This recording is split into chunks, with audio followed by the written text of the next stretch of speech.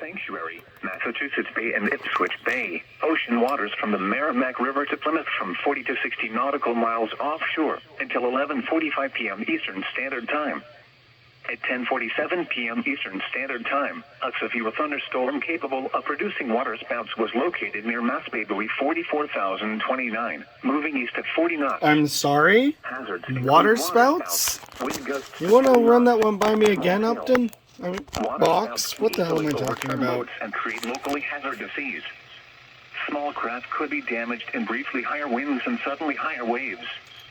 Locations impacted include the coastal waters east of Cape Ann.